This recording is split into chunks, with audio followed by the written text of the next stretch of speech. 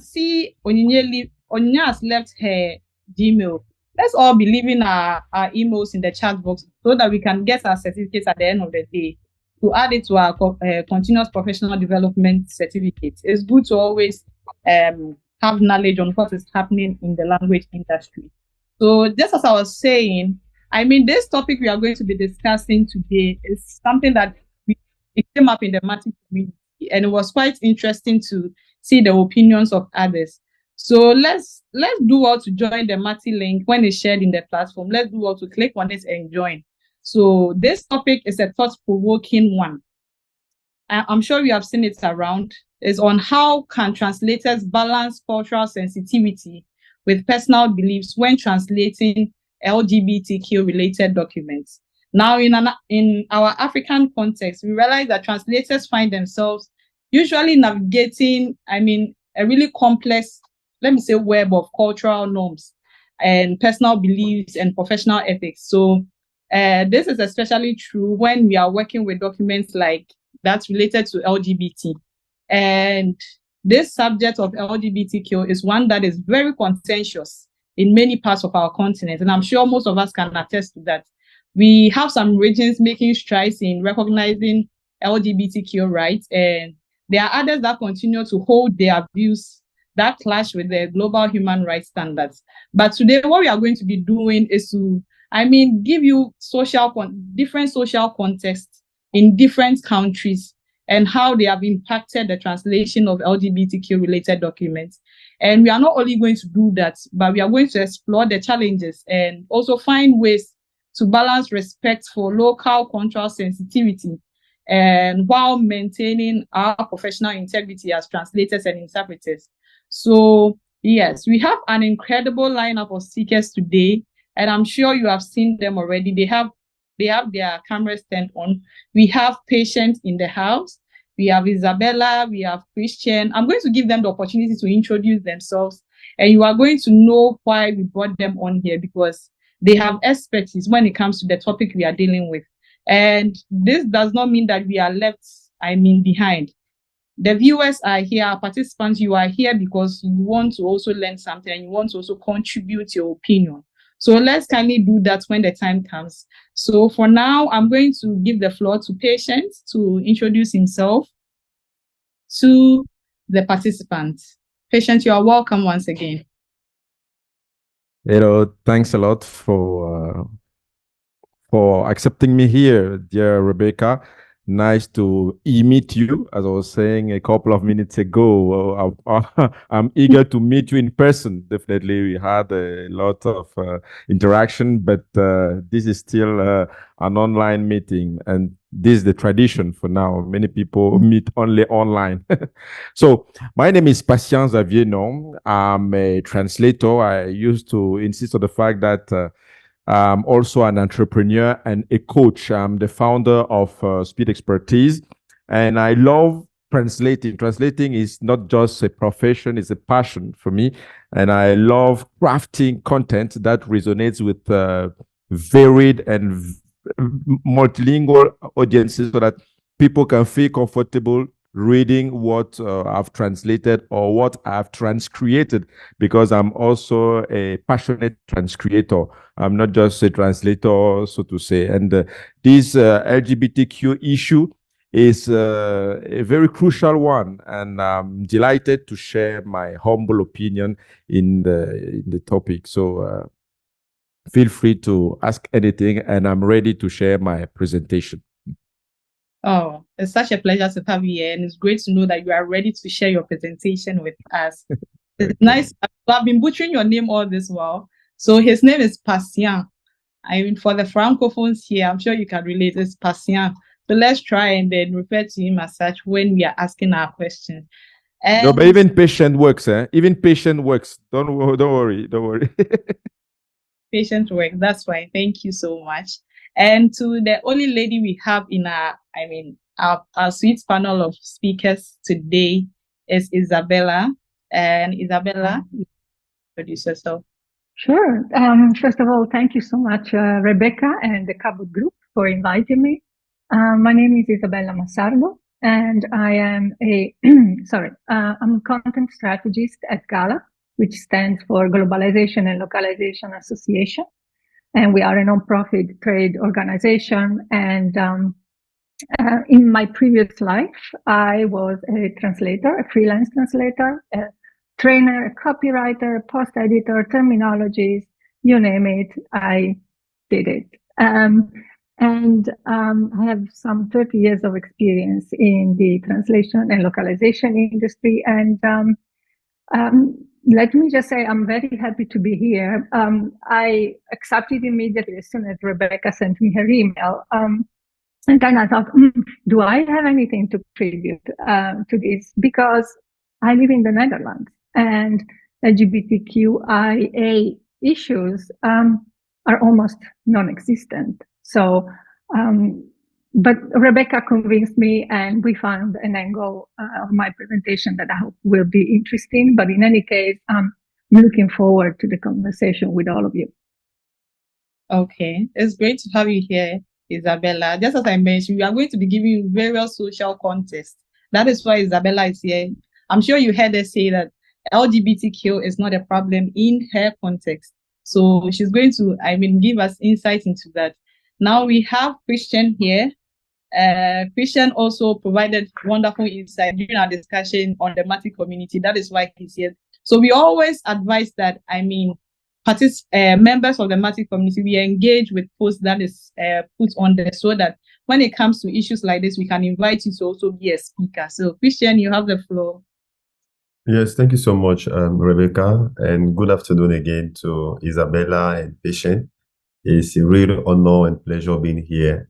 I'm intervening today as a translator who has faced LGBT-related issues, to share my views on the topic objectively and also learn from others' experience. I believe that among the participants also, many of us, if we are here, is because one way or the other, either directly or indirectly, we have been faced with this topic, and we will be glad to learn from the experience of others also. So it's an honor being here, and I look forward to exchanging and learning from others. Thank you. Thank you so much, Christian, for honoring our invitation. So just as we've always been doing, for the first part of our KLS talk, what we are going to be doing is to be listening to the presentations of these wonderful speakers. We are going to speak on various experiences that they have relating to this interesting topic. So let's just, prepare ourselves to leave our questions in the chat box, to even engage when the time comes. Afterwards, we are going to have a discussion, because this is an issue that applies to all of us. This is not the time for us to be silent. I want to listen to everyone's opinion on this topic. We are here for a discussion. So let's prepare ourselves, prepare to contribute to this topic. So we are going to dive right into the presentation. We are going to start with Patient first. Patient is going to take the floor and then start with his presentation. Afterwards, we are going to have Isabella. So Patient.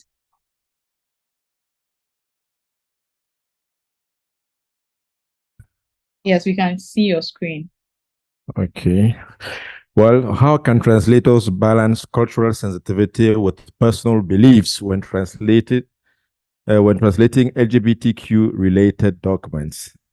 So I will move on. The first thing I would like to say is that translators, as we are all here, translators, interpreters, this is a generic term that can be applied to even interpreters, terminologists, and everyone else in the localization industry. Translators are open-minded professionals serving global clients who are dealing with global issues. And among these issues, we have the LGBTQ, which is, so we'll dive into a couple of, we'll hover over some terms, some key terms. That is LGBTQ first, which is a movement promoting the rights of lesbians, gays, bisexuals, transgenders, and queers. But as Isabella rightly mentioned it a couple of minutes ago, there are so many other statuses that can be added to it. That's why the new term is LGBTQ+. because there are asexuals, there are intersexuals, and all of them. This the LGBTQ term or movement encompasses several gender identities, sexual orientations, and lifestyles. And when we take a look at the concept itself, when you search for it, maybe on the internet, you will notice that, especially for the African context, all these varieties of identities and sexual orientation and lifestyles are usually narrowed down to homosexuality. This is put in quote because this is an outdated term in the LGBT milieu, where they prefer the LGBTQ term we are talking about. So the other term we're discussing is the term cultural sensitivity, which is defined by the Finnish Institute for Health and Welfare as the willingness, ability, and sensitivity required to understand people with different backgrounds, providing cultural sensitive services, meaning to provide services flexible to the needs of diverse clients. And now, in our translation context, cultural sensitivity involves understanding and respecting the cultural context of both the source and target languages. So a translator must be aware of cultural nuances and avoid misrepresentations or stereotypes. And we'll see later on why it's important to avoid such misrepresentations and stereotypes, because the LGBTQ is globally, many people tend to generalize everything related to the LGBTQ. So the third term we're going to talk about is personal beliefs. I mean, a personal belief is what a person holds as being true. And now, long-lasting beliefs about what is important to a person become what we call values. So when someone has his own beliefs and that they have been inside for long, those become his or her values. And that also is to be taken into consideration as a professional. Because before being professionals, we are first of all human beings. The fourth term is professional ethics. Professional ethics are principles that govern the behavior of a person or group in a business environment. And in the localization industry, commitment to ethics involves, among others, upholding accuracy, fidelity, objectivity, and impartiality, and preserving, of course, confidentiality. But we should note that upholding objectivity and impartiality for translators implies resisting the urge to insert our own personal beliefs or biases into our work. And this is very important because translation has a human dimension, a personal dimension when we translate. So now, what are some practical steps we would like to recommend for people who want to navigate or to balance cultural sensitivity, professional ethics with personal beliefs when dealing with LGBTQ-related documents? From my own perspective and my own experience, I noticed that the LGBTQ content can be divided into three categories. We have the neutral category, where the text or the LGBTQ members are mentioned alongside members of other minority groups to promote inclusion. And each category of LGBT content is associated with a level of personal engagement. And that neutral LGBT content category seems to be to engage to have a minimum to zero personal engagement in general. We mention in general because people vary and their nature may vary as well. But in general, when someone deals with neutral LGBTQ content, their personal engagement is zero or so. So the next level is informative category. That is when the LGBTQ movement is described in a content or in a text, explicitly or not, to help people understand what it is all about, especially for us Africans. And the third level is when the LGBTQ content has to do with texts that like tend to recruit some adepts. So it's very important for a translator or a linguist to know these various categories, because the various categories and the personal engagement that they imply will also help him or her identify if they are willing to take one task or another. And that's why the first step is getting acquainted with the categories of LGBTQ content and their respective levels of personal engagement. Once you have identified it, you are now ready for the second step, because we have 3 steps to help people balance their personal beliefs, professional ethics with their values. So the next step is being courageous enough to accept a project or not based on the level of personal engagement it involves. The Dalai Lama said, open your arms to change, but don't let go of your values. And that's why we mentioned values earlier, saying that the values are long-lasting beliefs. There might be true or false, right or wrong, but it's not easy to detach someone from their values. That's why the person should be open to change. And LGBTQ appears as a change, a drastic change in the African environment. We should be open to that change, even if we stick to our values. And James A. Garfield says, the men who succeed best in public life are those who take the risk of standing by their own convictions. So after considering in which category a text belongs to, that's you have to do it by asking the client an excerpt of the material, so that you can check it. You can check the materials thoroughly. Make sure to be able to say yes or no based on the level of personal engagement. And if you say yes, your yes should remain yes no matter the outcome till the end of the project. But in case the nature of the material will make it challenging for you to remain balanced while translating, to remain ethical, to commit to ethics, then it will be better for you to not be afraid to say politely to the client that, please, this project is not mine. I will take another one. Maybe I'm ready for another project, but this one, please, I can't take it. You are not compelled to express all the reasons that motivate your choice, but you should be honest enough and courageous enough to say no if you are not ready to take it. And if you are ready to take it, of course, you have to be courageous as well to accept it, no matter the category we saw earlier. Now, the third step, when you have accepted a task, translating LGBT content or materials, you are obliged to showcase utmost professionalism and commitment to ethics. And you can do it by doing this couple of other things.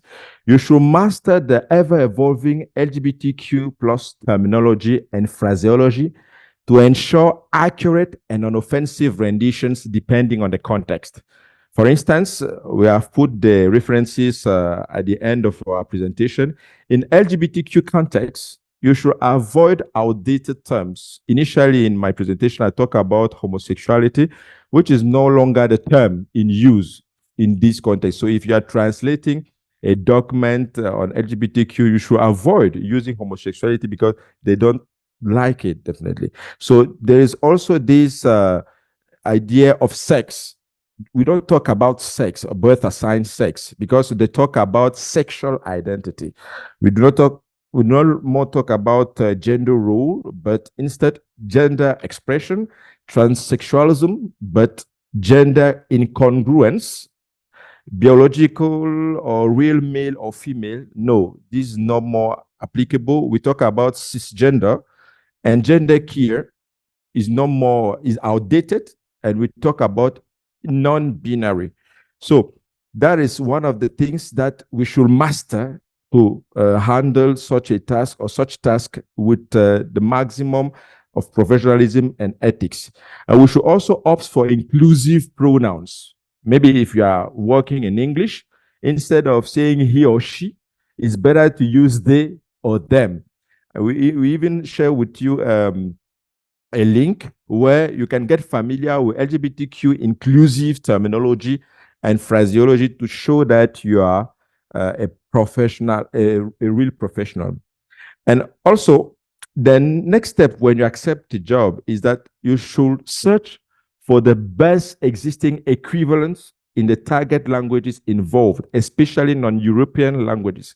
Because in Africa, we did a small survey and we noticed that the way LGBTQ tends to be rendered, it has to do with explicitation. There's no proper term, there's no direct equivalent to the LGBTQ concept, because the LGBTQ concept encompasses, as we said earlier, several lifestyles, identities, and realities.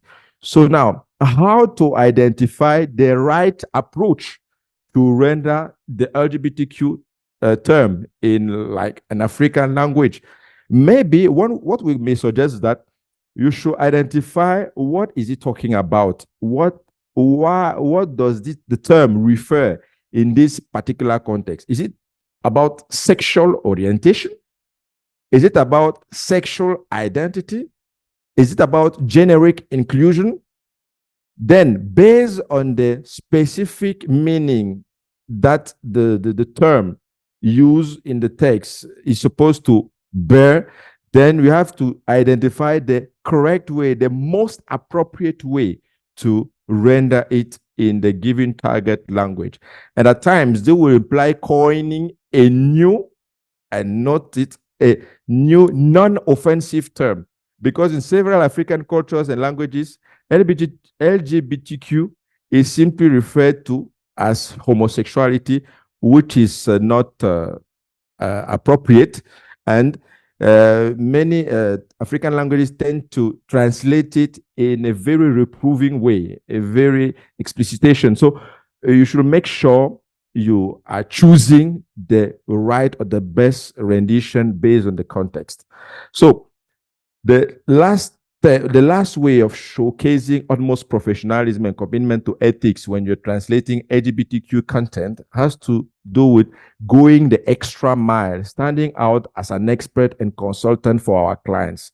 We do not just need to translate content entrusted to us because we want to be paid. Instead, we have to be ready to advise our clients on the current state of LGBT rights in the target country. For instance, if the client wants to address the target base in Cameroon, I will tell him that in Cameroon, the LGBTQ rights are not... Au Cameroun, les droits LGBTQ. Okay. So the LGBTQ rights, sorry, I listened to the interpreter at that time and this interrupted me a bit. And I was saying that in Cameroon, their rights are not liberalized. The LGBTQ are still criminalized in Cameroon, and he should make sure that the way he formulates his or her idea, it will not sound inappropriate or offensive for his target audience. And to be a solution or to appear as an expert for my client, I can discuss several translation options with the client to avoid culturally inappropriate renditions and mistranslations. And I should also offer my expertise to provide constructive feedback when the target content is ready, maybe before it's published, so that the client can see that you can see my commitment to accuracy, inclusivity, and ethics. That said, I'm almost done, and I would like to share this Bible quote, from 1 Peter chapter 2, verse 17, part A, where it says in the New World Translation of our Holy Scriptures, honor men of all sorts. And in the today's English version, it says, respect everyone, which means that as individuals, we each hold the right to our personal beliefs regarding the LGBTQ community, just as they have the freedom to define their own sexual identity. However, As conscientious professionals and compassionate human beings, it is incumbent upon us to ensure that our personal perspectives never foster prejudice against LGBTQ members, whether within or beyond the bounds of our professional engagements. So I'm ready for any questions, and many thanks to Kabod Language Services for contacting me for this presentation. I hope it brought some interesting aspects that we will be able to discuss later on. We can network anytime, anywhere. I'm on LinkedIn, Facebook, and Speed Expertise is on YouTube. So thanks a lot. Many thanks. We have the references. I can provide the PDF version of my presentation so that you can go forward, dive deeper in the various topics. Thanks. Thank you so much, Patient. Thank you so. I think we should be even giving him some emojis, clapping emojis. That was a wonderful presentation. It really was. What really stood out for me was the quote from Dalai Lama that we should open our arms to change, but we shouldn't let go of our values. As translators, yes, we have our personal beliefs, and I'm sure you have learned something from the presentation of Patience. There's a question here, but I'm thinking we should take all the presentations. Since it's just one. The question says, it's from Dudu Kone. I hope I'm pronouncing your name right. He's from Senegal. He says, what do you think or advise Muslim interpreters who reject LGBT clients, saying that it is banned by Islam?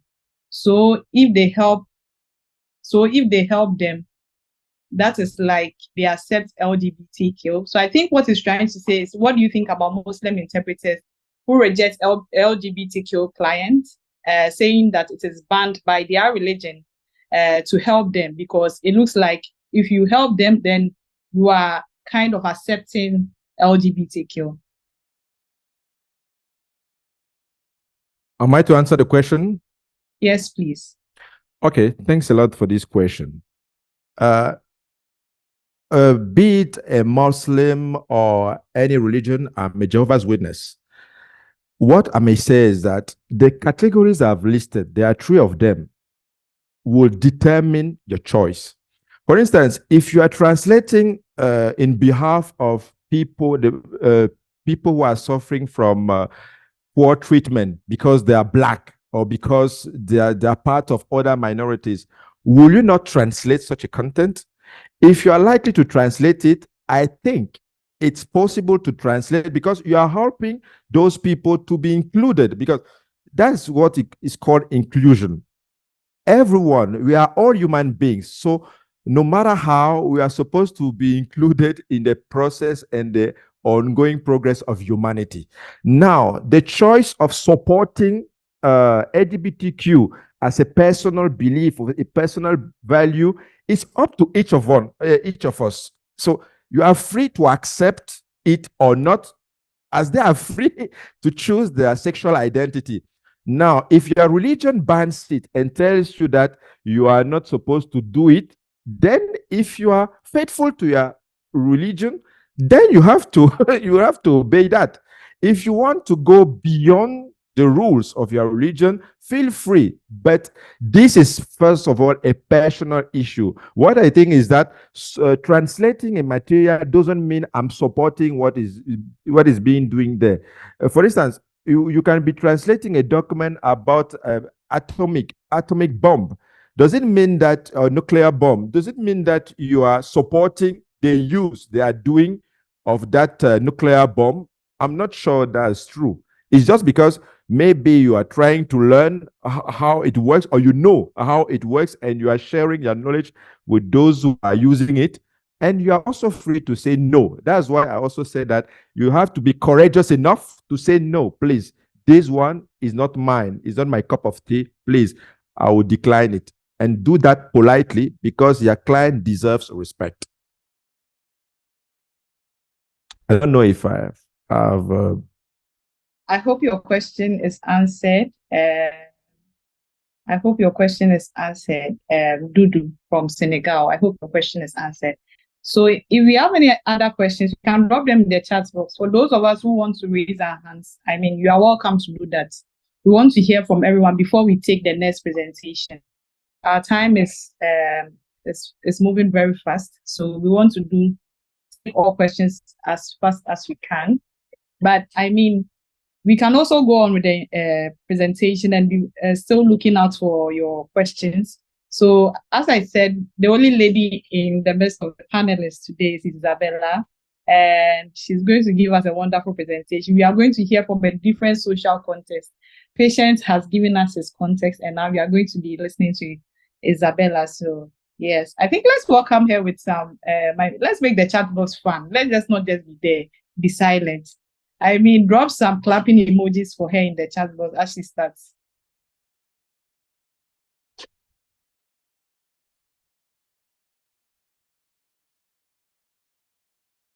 Okay, can you see my presentation? Yes, please. Yes, we Okay, can. thank you so much. So as I said, let me go back. No, it doesn't allow me to go back. Okay, here we go. As I said, I'm content strategist at Gala, but before that, in my previous life, I was a freelance translator.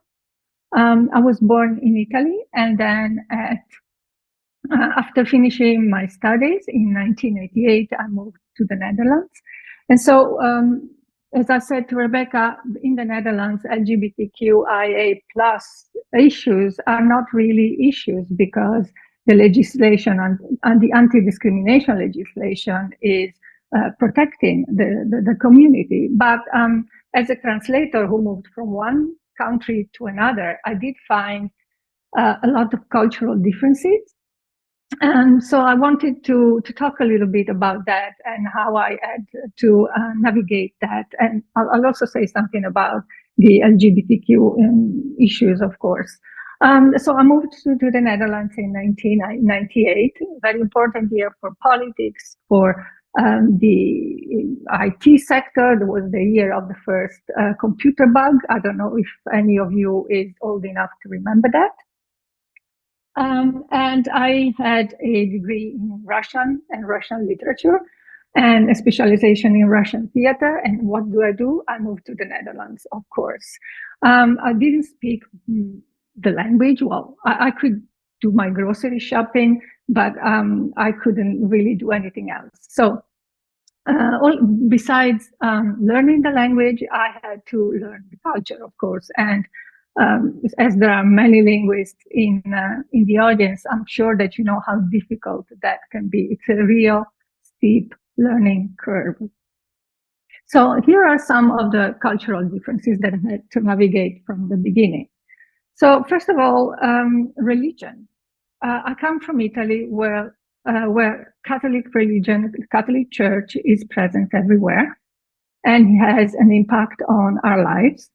But in the Netherlands, we have a secular society. So there are Catholics, there are Protestants, there are many varieties of Protestant churches. You can find a Catholic church building next to a Protestant church building, and they all live together. But they don't really impact the social life. Another difference that I saw was frugality. And that was also really important as a freelance translator when I had to, for example, negotiate my rate with clients who are very frugal, very parsimonious, very careful with their money. Another thing that I had to adjust to was directness. The Dutch like a straightforward style, to the point that sometimes they even seem rude. But that's what they like. They see your straightforwardness as a sign of honesty, sign of trust, and they expect you to be direct. While in Italy, we are much more diplomatic, we're much more soft. We try not to be too direct. We use so many words to say something in as delicate a way as possible. Of course, formality was also important in Italy. If you're a doctor, a professor, an engineer, an architect, you want everybody to know. In Holland, in the Netherlands, I should say, nobody cares about your title. Every structure is very horizontal. So you can call your boss by his first name, for example. So when I translated text from Dutch into Italian, I had to remember, use as many words as possible, be as delicate as possible, remember titles, remember politeness. Another thing in my that many of my interpreting colleagues have told me about is the importance of keeping your emotions under control. So this is something that the Dutch do very well. But for Italians, emotions, if you have an emotion, you put it out there. So many of my colleagues who are interpreters found themselves interpreting for Italian people, for example, in a court of justice, with the Italian client shouting, crying, being very agitated, etc. And that was a challenge for, an interpreter to be able to still convey the message in a very neutral way without being kind of sucked in by the situation. Of course, timeliness is important, both in business and when you deliver your translation. And so just imagine all these very general cultural linguistic differences, how they could be impacting your work as a translator and as a business owner, as a small business owner. I think I here we are. Another thing that I had to be facing and learning about are stereotypes. So I translated a lot of marketing text, a lot of promotional text, and from a Dutch to an Italian perspective. So in Dutch, for example, gender roles are not so strict. You can easily find a father who is going to be the house husband, and the woman that goes out to work while the father stays home and takes care of the children. Same sex is legislated. It is approved. It was introduced in 2011, if I'm not mistaken. There is no hierarchy. There is very little pay gap, almost non-existent, I would say. Now, although Italy has a strong feminist movement, you will encounter all of these challenges, especially when you translate marketing text. Now, I sign an NDA with all of my clients, so I cannot show you the work that I did. But I can tell you, for example, of a text that was meant to sell, I think something like cleaning products and products for the house, and the Italian text had an image of the woman as the angel of the house.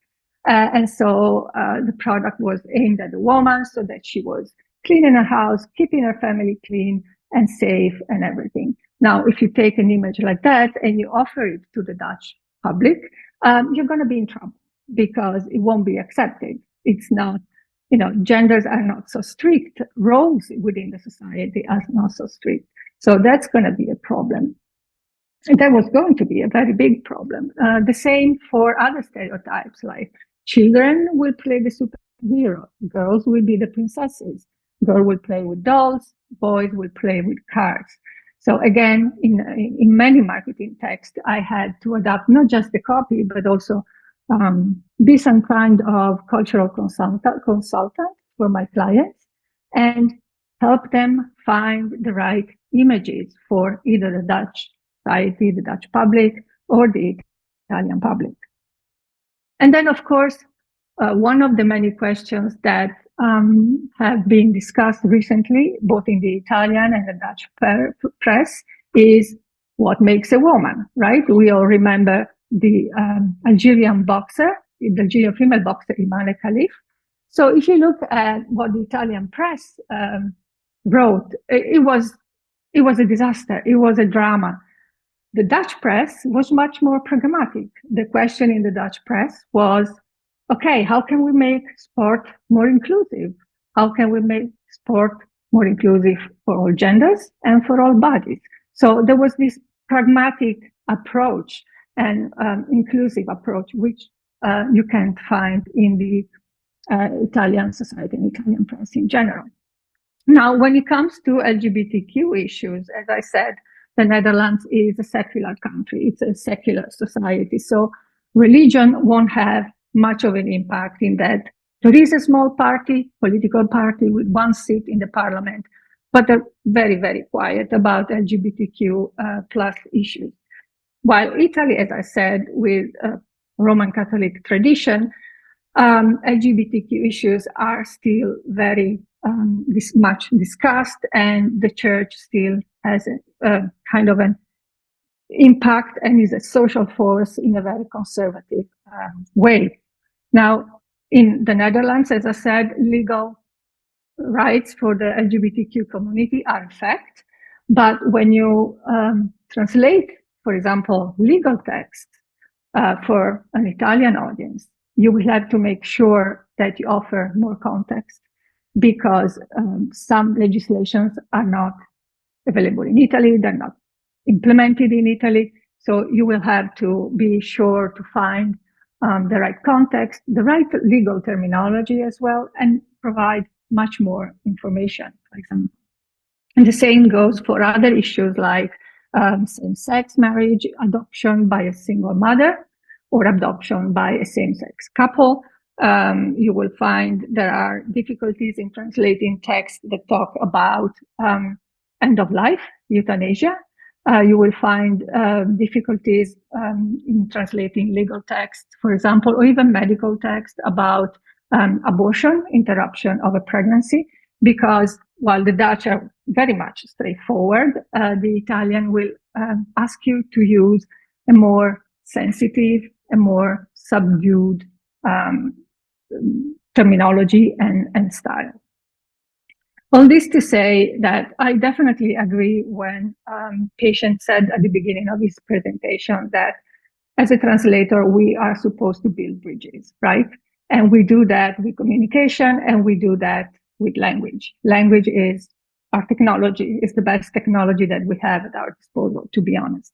So I wanted to spend a moment to talk about inclusive language, which is something that we've been working on at Gala Global.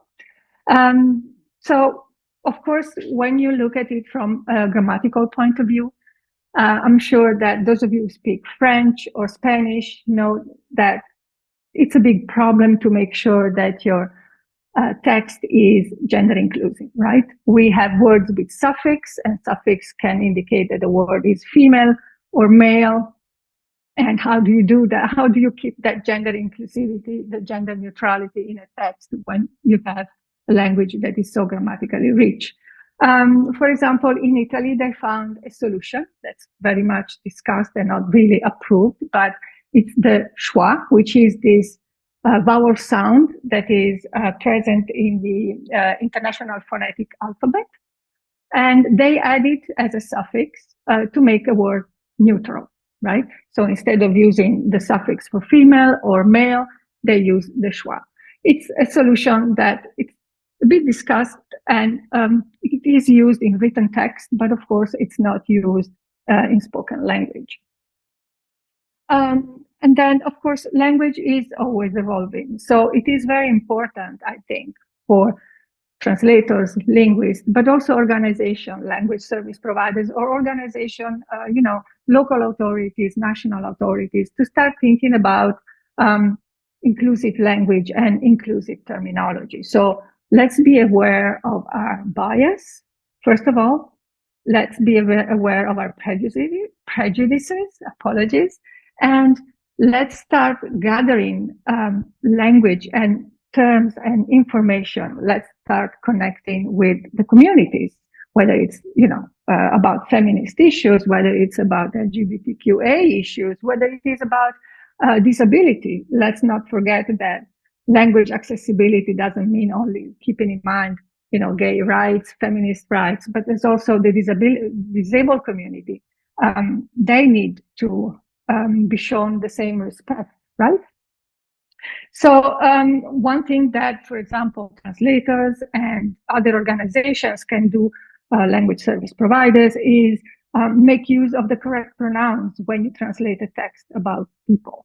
When you start looking around, you can also start thinking about creating a database of inclusive language and terminology. You can do so by working with the communities, looking at text.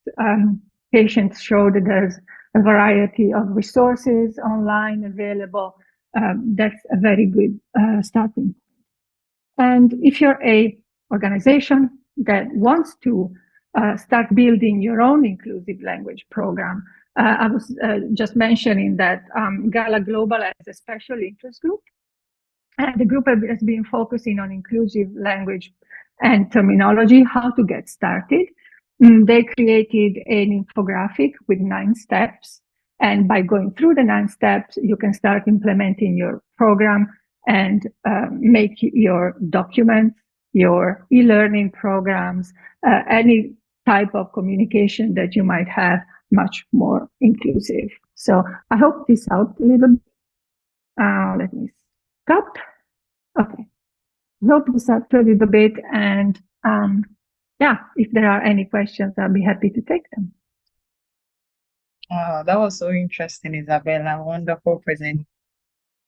Thank you. So glad you came. I think before anyone will even speak, I have my question. I was wondering, you mentioned that even interpreting or translating documents, I think for the Italians, even on this of LGBTQ, you realize that there are some terms that are used that, I mean, they do not subscribe to it in their cultural context. So is it that they have a list of terminology, I mean, created that you as a translator, you should be acquainted with before you can translate? Oh, well, if you look online, there are a few organizations and also a few freelance translators who have been doing some research on what kind of terms would be acceptable for the LGBTQ community, the feminist community, the disabled community, etc. So if you look, and I'll be happy to send you a list of these resources. I know there are also people who write newsletters about this. But I think the most important thing is to connect with these communities and ask for their feedback. Make them become your quality assurance evaluators. You know, in the translation workflow, in the localization workflow, there's a step that's called quality evaluation, right? And it's always done by a human. So why not connect with these communities and start working with them and create your own database of terms. And of course, some languages are easier than others. I mean, English is definitely easier because if you look at the word from the suffix of a word, you don't know whether it's male or female, right? I think it's different for Italian, it's different for French, Spanish, etc. I can give you a simple example. You have chairman, chairwoman. In Dutch, it's one word. It's voorzitter. Much easier, right? In Italian, I would have to be careful and maybe use the schwa if I don't want to offend anyone, or maybe put a sentence in an impersonal, passive structure. You have to be creative, basically. Okay. So there's a question in the chat box which says, what if LGBTQ client refuses to be supported? In this case, refuses translation by a non-LGBTQ person. So in such a case... That's a very good question, actually. That's a very good question. And we had a case like that in the Netherlands, of all things. There was I don't remember which a writer had written in his book in English, and it was translated in Dutch by a non-LGBTQ translator, literary translator. And there was a lot of noise, of course. So the book was translated again, and this time it was translated by a writer, a Dutch writer, who had also won the International Booker Prize, by the way. And she was assigned that translation because she is a trans person. So yeah, it's possible, definitely. Do I think that it's a question of cultural appropriation? I don't know. To be honest, I'm not the right person to decide that, but yeah. Okay. But in such a case, what would you propose? What would I propose? Yes. If the Because- client says, I don't want an LGBTQ person, well, I think you need, as patient said, need to be faithful to your beliefs and do the right thing. I think I'll leave it to that. It's quite interesting that we are speaking on a topic which says how to balance this, and we are thinking it would rather come from the other way around, where the translator who is non-LGBTQ is going to refuse translating. But here's the case: one who is rather LGBTQ is refusing translation from a non-LGBTQ. I've seen patients nodding his head. I don't know, patient, do you want to respond to this before we take our last presentation from Christian? Well, I think Isabella said what I could have said there. You said the client is the one who has decided that a non-LGBTQ translator cannot handle his task. So there is no choice. He has decided. The client is king, definitely. So you cannot be arguing the client who tells you that you will not translate my material. How come that you can start arguing with such a client? That makes no sense. You can just ask him why. You can learn from it, because I consider it as an entrepreneur, I consider it as a, in quotes, a failure. And you have the right to ask the client, please, why do you believe that I can't handle this? Because I have this track record of translations that I have handled for these LGBTQ clients. You can name them if you have the right to do so. You can tell them that I have experience to do that. I have done so for this client, and they are very happy, or they were very happy with my work. This can help the client understand that, no, you have the ethics, you have the impartiality they need the translator to have, even if you are a non-LGBTQ. Think that's an approach. But if the guy or the girl says that never will you translate this my document, you cannot do anything else than dropping the issue. That's well, the client is always king, right? Yes, sure. Yes. Wow, interesting comment. But I'm still wondering. I mean, I have a lot of questions going on in my head. I'm just wondering. So, when is the other way around, and the translator refuses to translate? That is why we are this. I mean, this entire topic is here. We're having this discussion today. The translator refuses. You realize that then the issue of, I mean, inclusivity is raised. I mean, there's that kind of issue of, okay, why are you not, why don't you want to translate? I mean, they are supposed to be included. And here's the case: one is refusing a translator who is non-LGBTQ to translate just because they do not, I mean, belong to that kind of group or anything of that sort. Well, I usually refuse the translation in my times. A couple of times it was not about LGBTQ issues; it was about other topics that I thought they were not within my belief system. But I don't translate about documents that promote war, that promote injustice. I don't translate about documents that encourage hate towards certain groups. I refuse text from the tobacco industry because I think that smoking is bad for you. You can do it as much as you want, but don't tell me that it's good for your health, because it's not. But yeah, it's difficult for me to reply to this question, because it's never been an issue in the country where I live, and I hope it won't be an issue for anyone very soon. So. Interesting. If I may suggest something, Rebecca, I think it will be more interesting for Christian to go ahead with his own presentation, so that at the end, maybe there are some answers lying in his own presentation. And at the end of the day, if the three presentations didn't bring out the answers that you are looking for, then the three of us can work together to bring the maximum insights to you. Christian, what do you think? Exactly. So I think we'll take Christian's presentation then. There are so many interesting comments in the chat box. So Christian, you have the floor. We want to finish and then dive into the discussion proper. Okay, thank you. Can you hear me? Yes, we can hear you. Okay, so I'm sharing my presentation.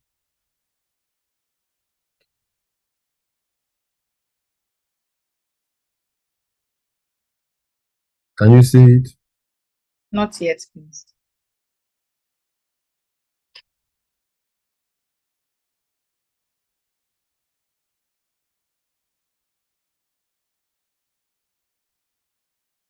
Okay, so thank you so much for this opportunity of sharing on this very interesting topic. I believe that a lot has been said already, so I will focus more my presentation on sharing the African perspective because so far Mr. Patient and Miss Isabella have shared various perspectives. Patient explained how to navigate some of this complexity practically, and Isabella, which is in an environment that is LGBT tolerant, also share how the experiences were in the Netherlands. So I'm coming from a context with the African perspective, where the question about even tolerating the issue of LGBT still remains a problem, because before even getting to the point of translating the LGBT content, there is this issue of how people perceive, the LGBT person in reality. Because we realize that in many African countries, there is a certain silence around, being an LGBT. And for many people, even the translation industry, their own personal bias may make them perceive LGBT people as, being a different group of people, a minority. I believe patient indicated the need for inclusivity, because so far in many African countries, being an LGBT person is dangerous. When we look at Senegal, they have many manifestations against LGBT. In Ghana, there were many manifestations against LGBT. And why is it important to take into consideration the social context and the social perception of LGBT? Is because at the end, the translator is a social being. He cannot detach himself from the social environment in which he is evolving. So naturally, the way that the society perceives the LGBT agenda will influence, his willingness to accept, his willingness to translate, and even the way he will do it. So far, and I will be glad to learn from the stories of all of the participants who are here. When you receive LGBT content, how do you feel? Let's even start there. How do you feel? Do you feel comfortable translating it? When they contradict your personal belief, as one of our colleagues from Senegal, the Muslim, indicated, how do you respond? So I believe that the social perception of LGBT is very, very important. And I would like to bring some perspective in that regard. When we look at this map, which basically presents the penalties that any person who is an LGBT encounter. So you will see that in many African countries like Mauritania, like Nigeria, like Sudan, being an LGBT is so dangerous that you are even subject to a death sentence, basically.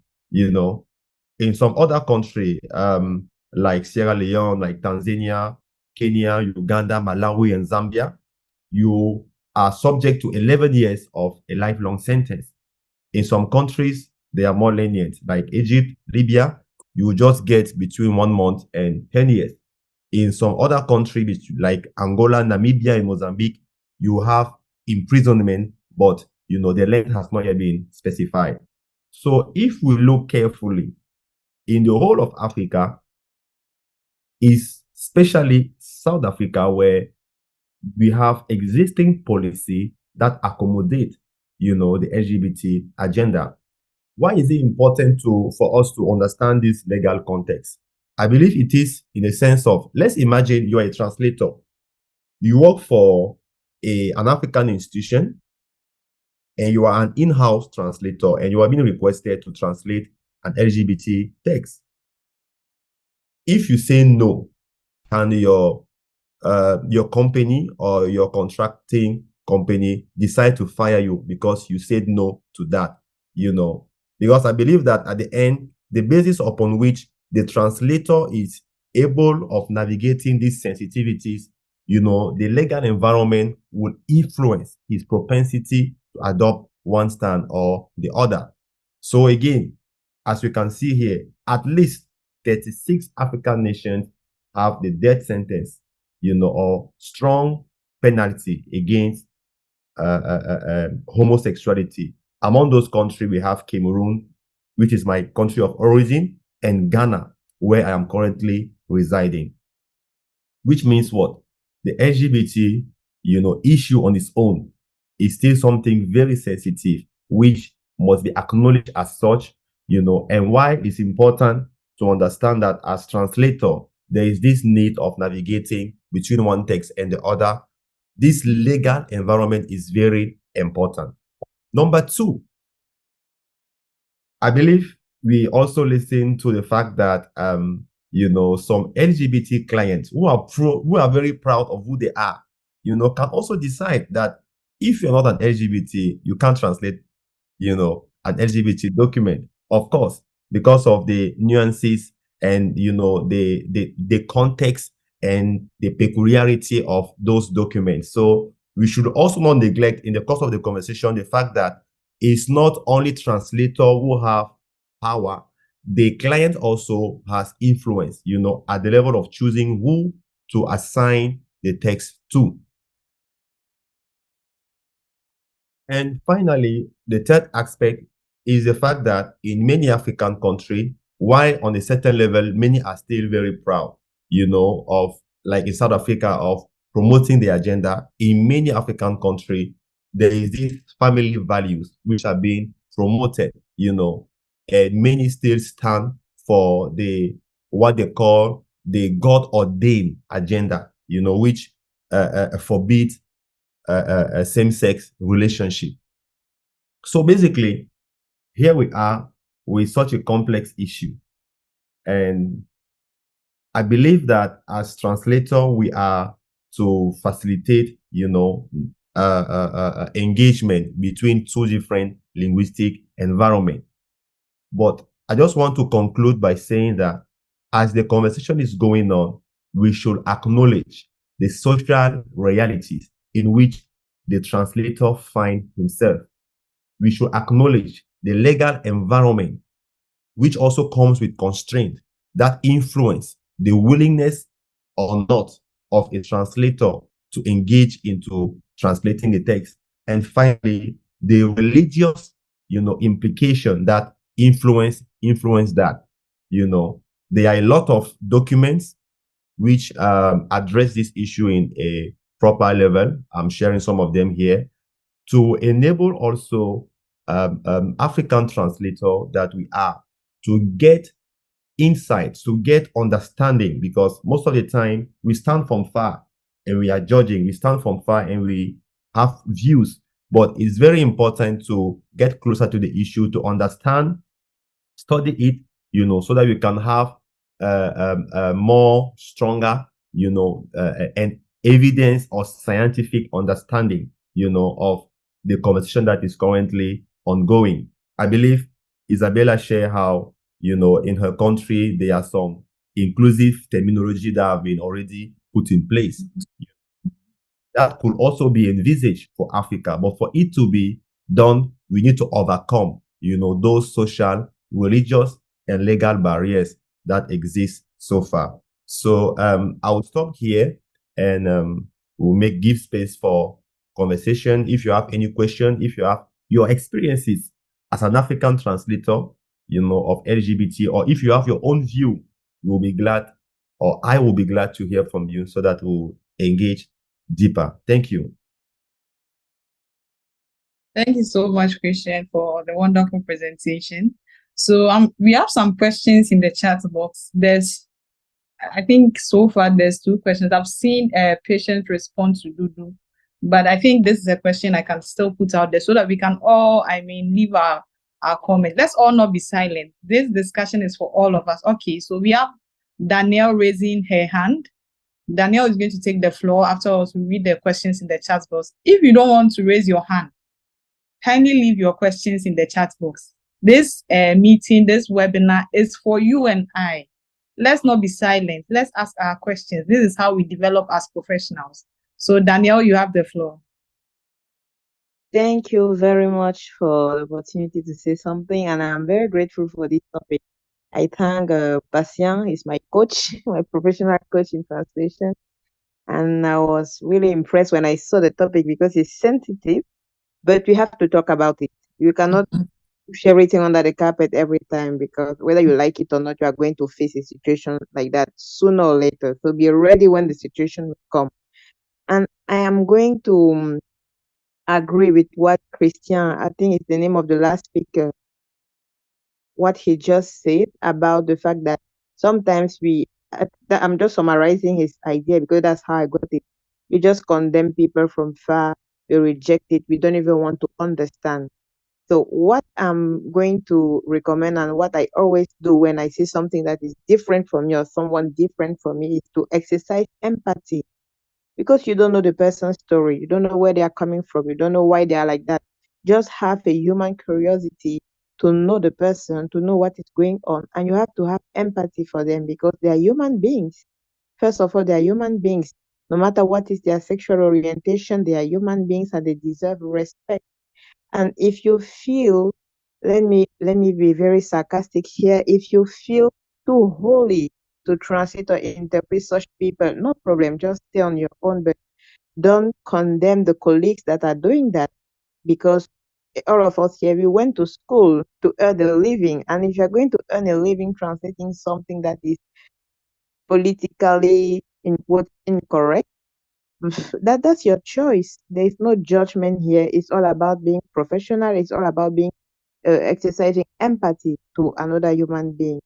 So I'm really grateful for this kind of platform, this kind of conversation. It's thought-provoking, and it is supposed to help us self-reflect before you label somebody LGBTQ plus and maybe you give them some other very shameful names.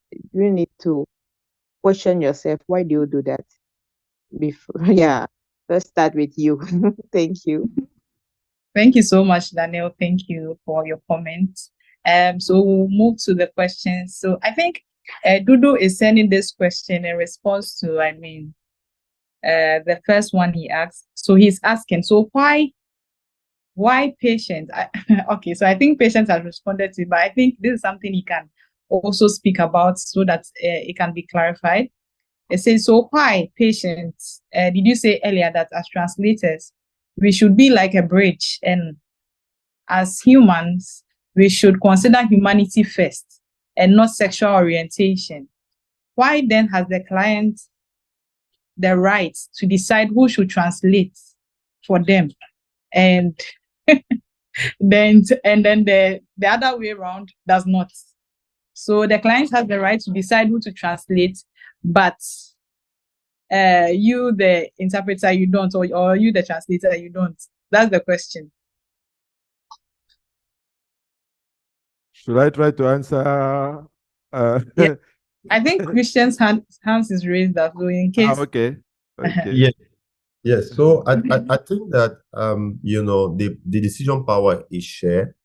I personally believe that as a translator, nobody can force you to translate a document in principle because you are using your brain. So if your heart is not in it, Charlie, how would the translation be of quality? We all know the level of in-depth, the level of research, the level of concentration that is needed to have a quality output at the end. So if the heart is not in it, it's difficult. So I believe that any client will clearly understand that a translator or interpreter is not willing or ready for personal or moral reason, not to engage in a translating assignment, and I think it's all about knowing our values, knowing our limits, being principle driven, because something that I also notice, and we have to talk about it, is the fact that there is a lot of money that is usually back up the LGBT agenda. So you'll find translators that, yes, they don't agree with their agenda or their values are against, but because there is a lot of money, that is coming with the project, they are very willing to forget their values and go in and translate. So at the end, it's a personal decision, but no matter what we decide, I believe it's important to respect, the sexual identity of others.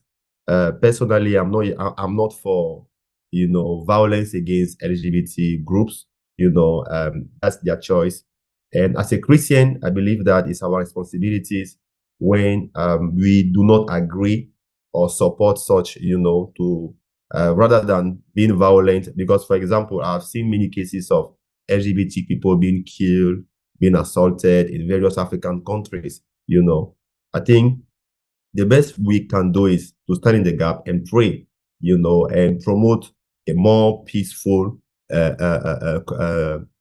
cohabitation with that, because I don't think that violence will some way be the answer. Yes, but ultimately it's a personal decision. It's a personal decision which comes at a cost. If you say no, the money that comes with it also, let's be willing to also let it go. But if you say yes, let's stand on it. Yes, so that's basically how I do see it. Yeah. Okay. Thank you so much, Christian. So Paul's hand is raised up. Paul, you can speak now.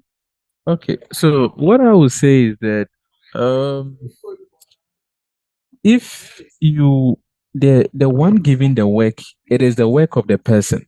He can decide who to do the work or not. And as Mr. Christian said, it's his work. He's paying for it, so he has that right. Notwithstanding, you are also the professional. You can also decide to refuse it or accept it. So it's a shared right. So nobody is under any obligation to do the work. So that is what I want to clarify, that it all depends on you receiving the work and the person bringing the work.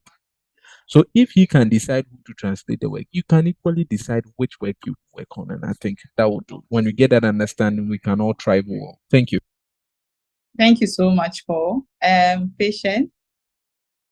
Yes, I think the same applies to any other domain in the translation industry. There are some translators who feel comfortable translating marketing materials, whereas other great translators are not good at translating marketing materials.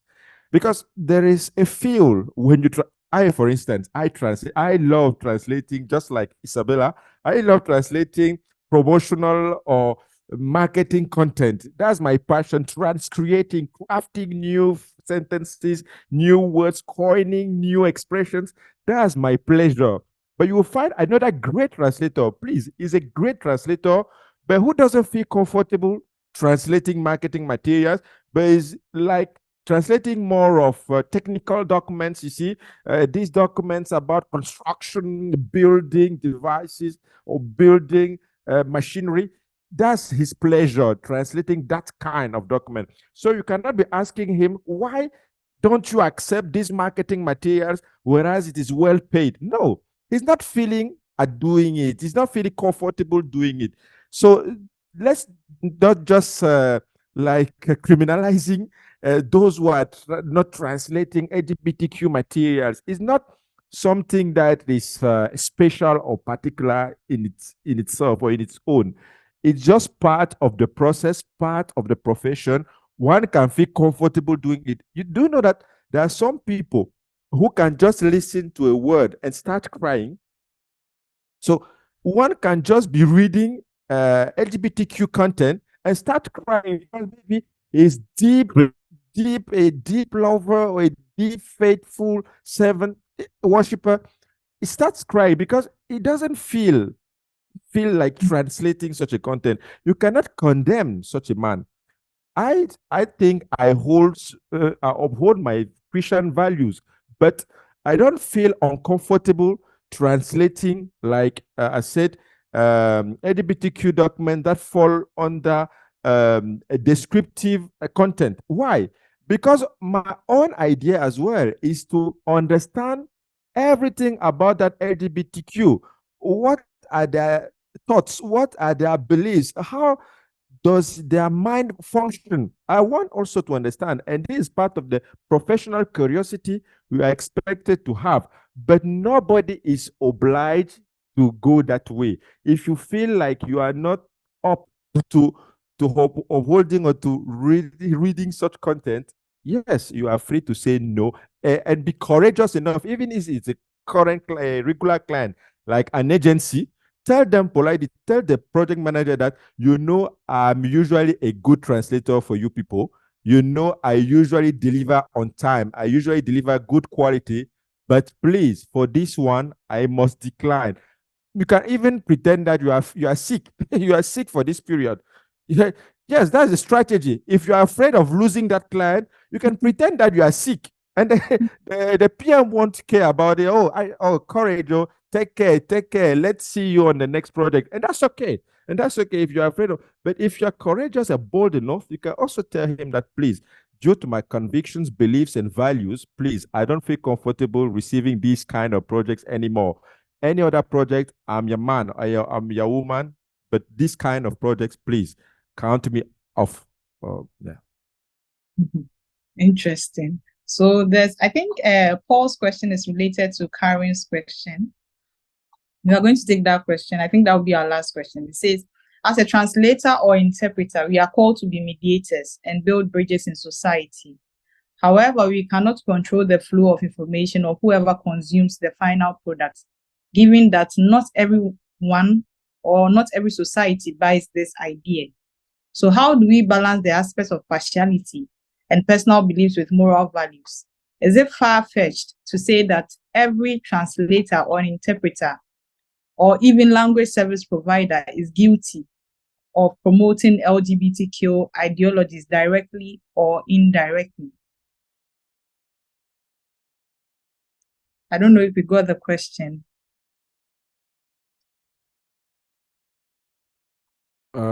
No. The question was addressed to me. I mean, it's addressed to all the panelists. So no, sorry, I didn't get the question. Sorry, Christian. Sorry, Isabella. Sorry, Rebecca. I don't know. I didn't get the question. I didn't either. If you could maybe, I mean, if you could be maybe more specific. Yes. So I think what Karen is focusing on is the fact that is it far-fetched to say that every translator or even a language service provider is guilty of promoting LGBTQ's ideologies directly or indirectly, given the fact that, I mean, we are building, we are bridging gaps as communicators, as translators, as interpreters. So in doing that, I mean, you translate one document to another, and this is being transferred to another person, and this information is being passed on from one person to the other. So in doing that, are we not promoting the ideologies of LGBTQ directly or even indirectly, because we think we are just bridging communication gaps? That's a good question. Yes. So I think that personally, I believe that anything we facilitate, we endorse. So as a translator, making a text, an LGBT text available in another language is a way, in whether directly or indirectly, of endorsing it, because we make it available to a bigger audience, to another, linguistic group. So indirectly, even if we may not see it intentionally, but the fact of making that text available to another group, is a way of promoting it.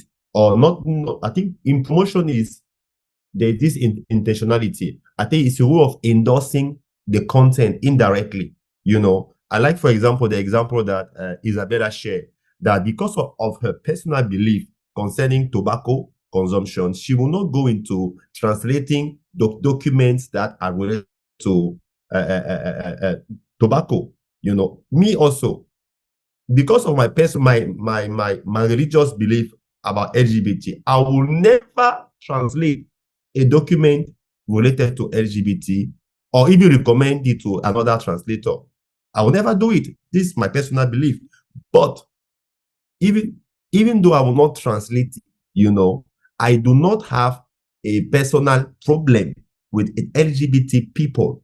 It's just that from a religious standpoint or my moral conviction is stand against. And I know that me translating an LGBT document is indirectly endorsing it. So to avoid it, I will stay away, but I do not condemn the person bringing that document to me. I don't know if we clearly understand my position. So it's basically this way. Even in the Bible, God invites us to love others. And even God, he loves LGBT, people. If they are willing to come to him, he will always accept them. It is the practice. There's usually this thing that we says that love the sinner but reject the sin. So the person in its own, aside the sexual or identity, needs to be respected, has a dignity, but that sexual identity must be, I believe, must always be detached when addressing the issue of LGBT, because I believe that at the core, why is it that LGBT is even taboo or such a big problematic? Is because it's all about sex, and we all know that sex in its own is always a topic of taboo. Like at the core, even when we were growing, when I remember when there were people kissing on the TV, my parents would always ask me, close your eyes. They will put your hand on my face like this, because in the African context, sex is something that is being portrayed as being reserved when you are adult. Like social perception about it influence a lot how we respond to it. But at the end, I believe that translating, or to answer to you, Paul, personally, I believe that translating or interpreting LGBT-related stuff include promoting it, because in translating, you endorse what you translate. That's my view, by the way. Sir, can I? Okay. So, Okay. per what you are saying, Mr. Christian, it's equally true. Now, if you go for a UN meeting, if somebody gives you a work to translate on nuclear bombs and those stuff, does it also signify that you are endorsing it? Mhm. Mhm. Like Russian, you have a Russian document on nuclear bomb and how they plan to do it and those stuff. When you translate it, does it literally mean you are promoting the use of nuclear weapons against other nations? Beautiful. Is a rhetorical question. Oh, Mr. Christian, if you can help me out, thank you. Yes, beautiful. I think I've been saying it over and over. At the end, it's all about perception. It's all about perception.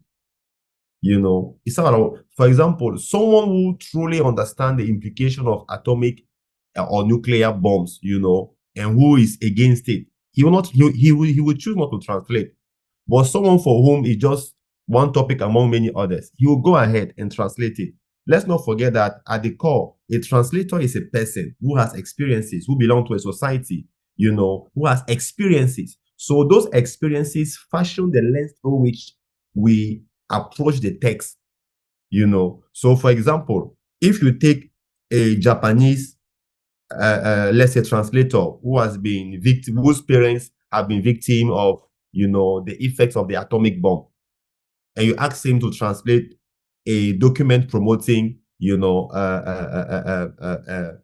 use of atomic for military war, because of that background that he has seen people physically, he has evidence of how people suffer from it. He can choose with that context, not to translate. But if you take, let's say, a Cameroonian who has not even seen atomic, you just know that these things there, you just see it on TV, but he has not really had the experience of atomic bomb. He will not have the same approach, the same perception of atomic, realities like a Japanese who has been victim of it. So their response will be different. It's the same way. Someone can be a churchgoer, and for him, LGBT is just a group among many others. So for him, as far as the thing is giving him business and money, he's fine with it.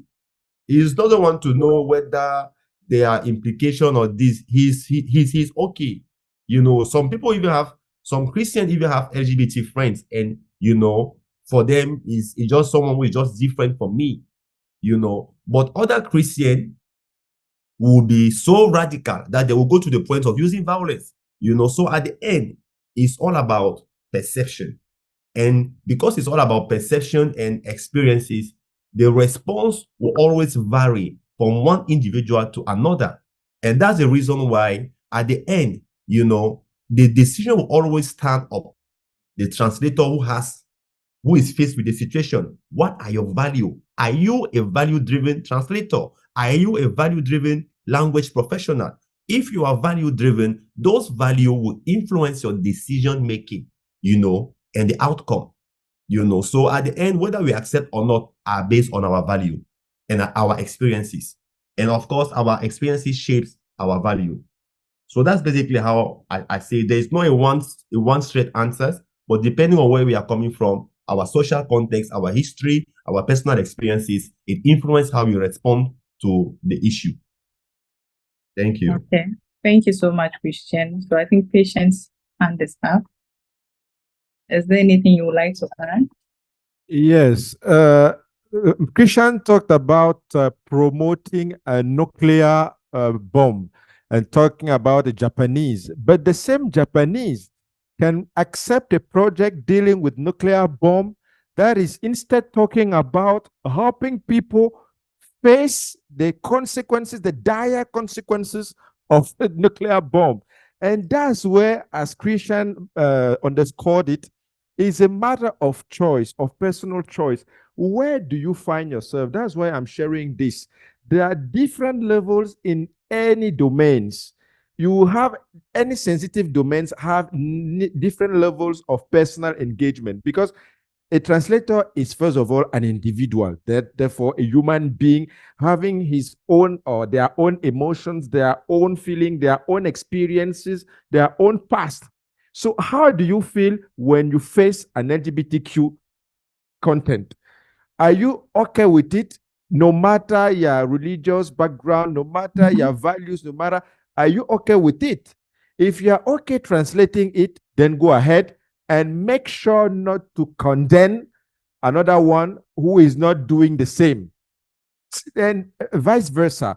If you are not okay for translating any LGBTQ document, please don't condemn anyone who feels comfortable doing that. At the end of the day, saying yes or no is a matter of courage.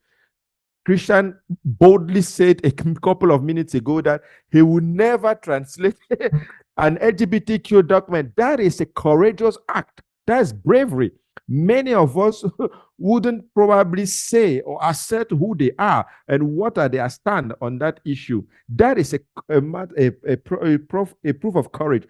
But another one also who says he will translate, who sits here, opens the camera and tells us that he will translate it, that is also a matter of courage, because he is telling us that no matter what you people are saying about your own values, religious or any other kind of values, I will be translating. And that is also courage. So you have to respect any translator, any professional in his own decision, because this is first of all a personal decision. Thank you so much, Patience. Thank you. I hope I didn't cut you off. Are you done with your submission? No, I wanted just to say that you say LGBTQ is also a matter of choice.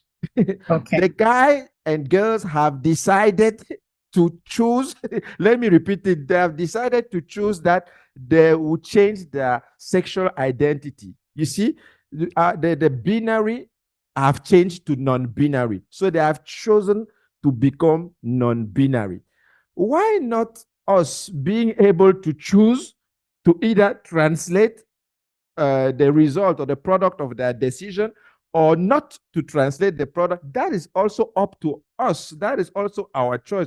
We have the right to choose, as well as they have the right to choose anything. And the outcome is that what at the end of the day will you feel? Are you feeling comfortable doing that? If you are okay, then probably you can go ahead, probably. All right. Thank you so much, Patience. I mean, it's been a really lovely discussion today. I'm sure you have all learned so much. There are still some questions, but our time is far gone. It's far gone. We wish we could take all your questions, but we are going to be sharing the slides with you. We are going to be sharing the slides with you. We are going to be sharing everything with you. So don't worry. At the right time, I mean, if you need any responses to your questions, we are going to link you up with these speakers. They are going to respond to you directly. So don't hesitate to, reach out to me on the Mati platform. I've shared the links to the Mati platform. I'm going to share it again with you. But thank you all so much for joining today's conversation. And just a few announcements before we go. I posted in the page that the Afrolinguals magazine is still on. This is a magazine that is going to benefit all African freelancers, language service providers, linguists. If you are a translator and an interpreter, I'm sure you want to know, all the news that is going on in the African language industry, and you haven't seen any magazine of that sort. So that is what we are bringing out. So we are still reaching out to students, freelancers who want to contribute to this magazine. So if you want, you have an opinion piece, you have an article, you can still reach out to me. I'm going to be leaving my email in the chat box. You can reach out to me at languages@kabodgroup.com. So you can reach out to me and send it to me, and then we are going to review it and then get back to you. So don't hesitate to do that. And also, we mentioned that there's a Mati website initiative that is ongoing. We want to make it in the form of, I'm sure we all use pros.com, Upwork, and other Fiverr and all those kind of platforms. So we want to create one that will be for African languages alone, for African languages. So if you want gigs, you want jobs, you want to find jobs, and you're an African, you can just reach out to us via that platform. This is the time you can even subscribe to be a volunteer. So what we are looking out right now for is volunteers. We want volunteers who will be interested in contributing their quota to make this vision a reality. The Mati website initiative is going to be like the pros.com, the African version.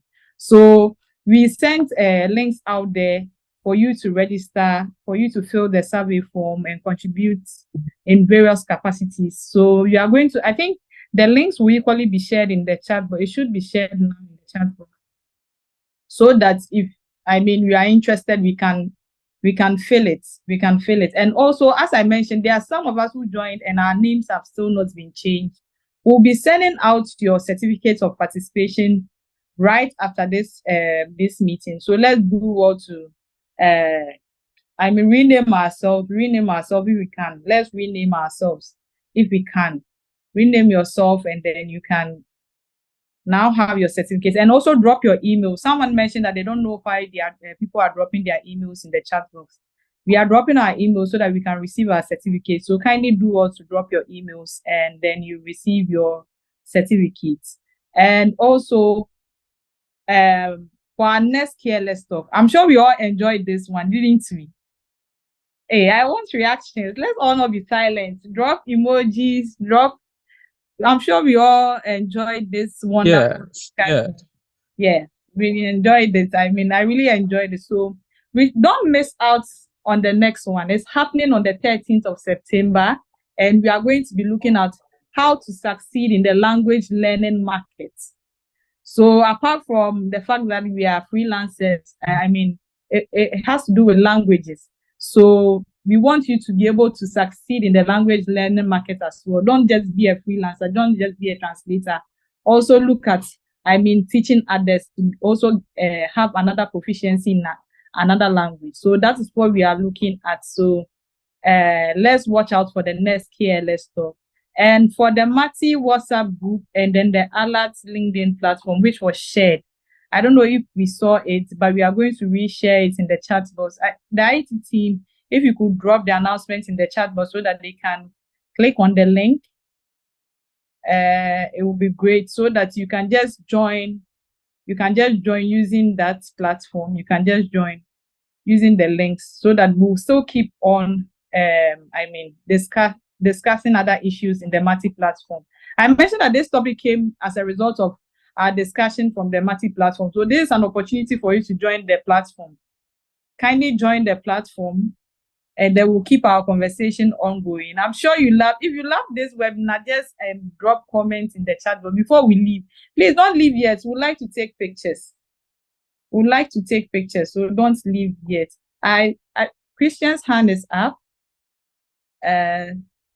Yes.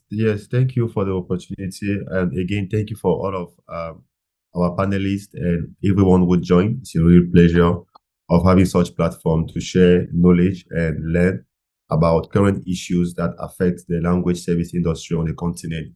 So basically, I just want to reinforce again, this platform and have live feedback about its relevance. So basically, this is the idea. We notice that we have a lot of African language professional on the continent, but there was not really a platform where their expertise was visible, especially in the digital space. So when you go on pros.com, when you go on uread.com, and most of the job platforms, you can easily miss those who have African language expertise. So at the level of Kabod Language Services, we're envisioning developing a platform like Pros, but that will be less complex and dedicated only to African language, professionals. So those who have expertise in translating in African languages like Chui, Swahili, and also African varieties of, of Western language. For example, Cameroonian French, Ivorian French, and all of those things. But a platform that will be mainly dedicated to facilitate, advertising of language professionals. So we would like to know, what do you think of such platform? Do you think it's going to bring an added value to the language industry? We will be glad to, hear your views on this before we invest more resources into whether developing or dropping this project. So if you want to share your views lively, please don't hesitate. You can just put on your mic and share if this is something you find relevant, and how you think something as such could be useful. Yeah, so just as Christian has said, I mean, if you think this platform will be very useful for you or for even us as we are here, kindly raise up your hand to say something, or you can just even leave, an emoji in the chat box. We are going to reach out to you. We are going to be sending the survey form to you because we want to know how you can contribute to make this initiative a success. So kindly do that. If you want to even comment, okay, there's Patient. Patient wants to comment. Yes, congrats to you, Christian. Congrats to you, Rebecca. That is a very awesome initiative. That's from my own point of view. That is a very great thing. We have been thinking alike without never meeting each other. That's amazing, because we're thinking of such a platform, and we are even working at developing it. But as I usually say, many initiatives are great for any industry.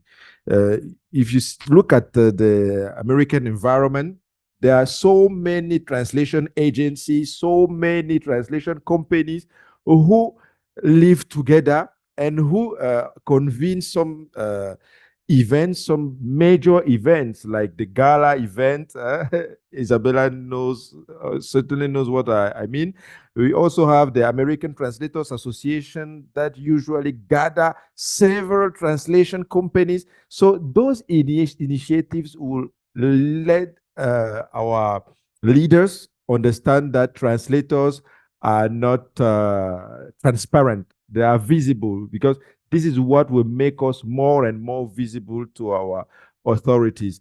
And this also helps me to ask Rebecca if it's confirmed that the video can be shared on our YouTube channel later on. Is it possible? Yes, it's possible. It's being recorded, okay. So you are going to receive it at the end of the session, so you can share it with the community. Thanks so much for the exception, because I remember it was not easy to convince you. You are a great lady in terms of negotiation. So thanks a lot for accepting it. And this YouTube channel was meant to put our profession on the spot, under the spotlight, so that people can know that we do exist and we do great things. Congrats once again with Kabod Language Group and Services, Christian and Rebecca. Thank you so much, Patient, for your wonderful words. It's such a pleasure to listen to you. And thank you so much to my wonderful panelists. Before we end the session completely, does anyone have anything else to say on this initiative? Or that is all? Okay. So thank you all for joining in today's discussion. It's been awesome, just as Patient said. It's been great listening to these wonderful speakers, Isabella, Christian, Patient. Thank you so much for honoring our invitation, and for our wonderful interpreters. So our interpreters in the house are volunteers, and it's lovely to have people who want to contribute to great initiatives. Thank you so much, Aurelia. Thank you so much, Irish, for volunteering to interpret. And I must say, you are doing a very great job.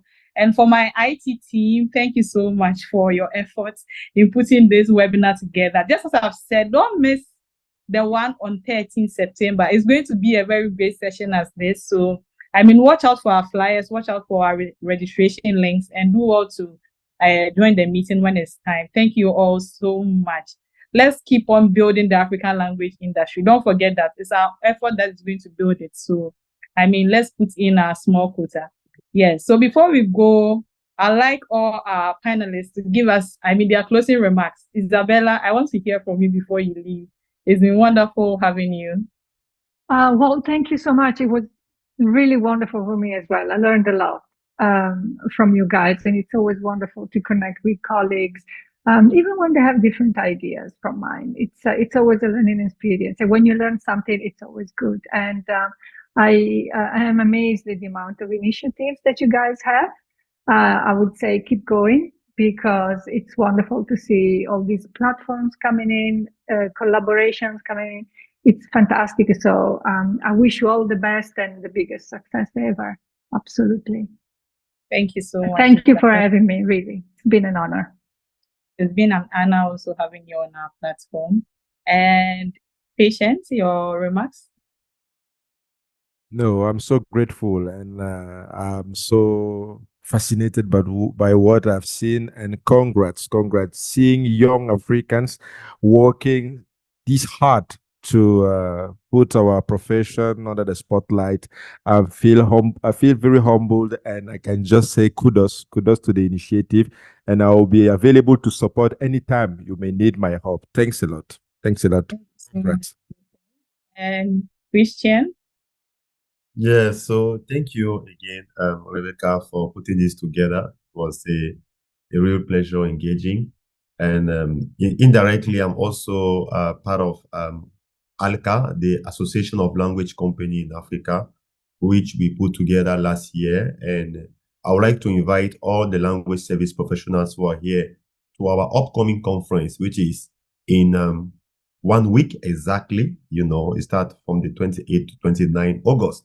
So if you would like to have more, insight about what is happening in the language service industry in Africa, I will really invite you to join that conference. I'm going to share the link in the group for those of you who would like to register and attend, but basically a lot is happening in the language service industry. At the level of Kabod, one of our vision is to build the African language industry, because we believe that there is so much potential that is being untapped. And unless we are united, unless we are structured, we will be missing a lot. And ALCA, the Association of Language Company in Africa, is one beautiful platform to make that possible. So we'll invite all of you. Don't miss the ALCA conference. It's the first edition, and we will be glad to see you there. And as Rebecca has indicated, if you are a content writer, if you have your own experiences as a translator, as a linguist, as a professional in the language industry, we would like to hear from you. A lot is happening, but we need to share our stories. We need to share our practices. And Kabod has put in place systems and platforms to facilitate that. And we are glad to collaborate in this with people like Patient, people like Isabella and Gala and many others, in the language service industry to strengthen, the visibility of our profession, and enable us to win bigger and more competitive market, but we need to be one in doing that. And the contribution, ideas of everyone are welcome in making that a reality. There's a lot that needs to be done, but together we can. Thank you. Thank you so much, Christian. Indeed, together we can. Thank you all for joining us, and we look forward to seeing you at our future events. Let's have a great day and stay connected. Before we go, if you can turn on, your camera, kindly do so. We want to take a group picture. I hope my IT team are connected. We want to take a group picture. Please turn on your camera if you can. Jerry, Mr. Harris, can we take the picture now?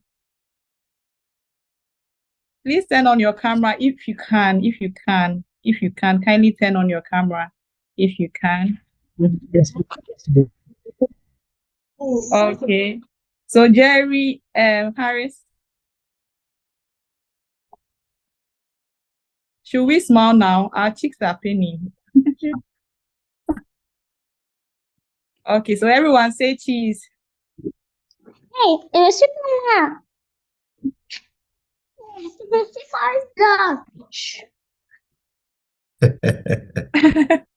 I hope the picture has been taken now, Mr. Jerry and Mr. Harris.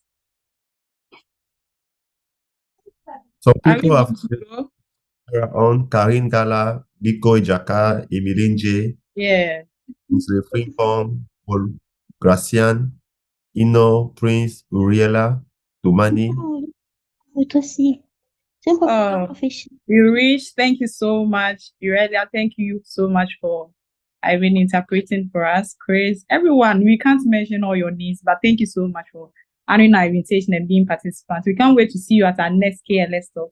So kindly prepare for that. So, till next time, let's keep building the African language industry and see you at our next KLS talk. Bye. Bye. Bye. Thank you. Bye-bye. Bye. Thank you. Bye-bye. Thank you. Bye-bye. Thank you, Christian. Bye. Bye. Bye.